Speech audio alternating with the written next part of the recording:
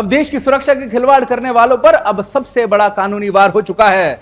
1 सितंबर 2025 से immigration and foreigners act 2025 पूरे देश में लागू हो गया है। गृह मंत्रालय ने साफ कह दिया है कि अब कोई भी विदेश की नकली पासपोर्ट या वीजा के दम पर हिंदुस्तान की सरजमी पर कदम नहीं रख पाएगा। ये कानून उन सबके लिए बड़ा झटका है जो फर्जी दस्तावेजों पर भारत में घुसकर यहां सालों से जड़ें जमा चुके हैं। नकली पासपोर्ट या वीजा का इस्तेमाल करने वालों का अब सीधे 7 साल तक की जेल और 10 लाख रुपए तक का जुर्माना भरना होगा। न्यूनतम सजा 2 साल और न्यूनतम जुर्माना 1 लाख तक तय किया गया है। यानी अब कोई ढील नहीं, कोई गुंजाइश नहीं। अगर कोई विदेशी बिना वीजा या वैध ट्रैवल डॉक्यूमेंट्स के भारत में घुसा तो 5 साल तक की जेल या 5 लाख रुपए का डंडा उसकी राह देख रहा है।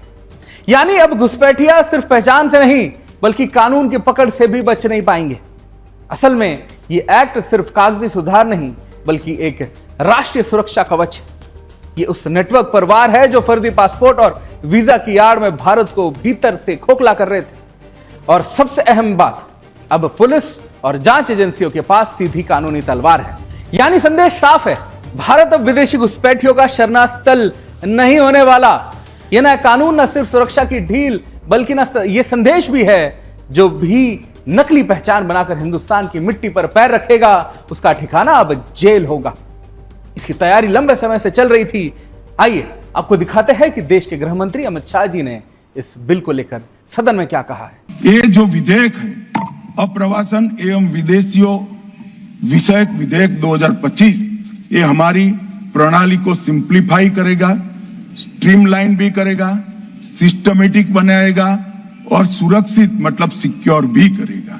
इसके साथ साथ ये ट्रांसपेरेंट भी बनेगा, ट्रैक ड्रिवन भी बनेगा, टाइम बाउंड भी बनेगा और विश्वसनीय ट्रस्टवर्दी भी बनेगा। ये सारे तत्वों का 3 साल के गहन विचार के बाद गृह मंत्रालय में विधेयक को डिजाइन किया गया है। मान्यवर, इसको फौरी तौर से राजनीतिक कारणों से विरोध नहीं करना चाहिए। इस कानून के बाद निश्चित तौर पर घुसपैठियों का एक्सेस डिनाइड हो चुका है। विरोधियों को इसमें खोट नजर आ रहा है, लेकिन सरकार इसको लेकर पूरी तरीके से पॉजिटिव है। बीजेपी के नेता प्रवीण खंडेलवाल इस पर क्या कहते हैं, एक बार सुनते हैं। अवैध रूप से कोई भी व्यक्ति देश में रहेगा तो उसको वैध नहीं ठहराया जा सकता, और जो भी लोग अवैध हैं उनको देश छोड़ करके जाना होगा। हमारे देश में उनका कोई स्थान नहीं है।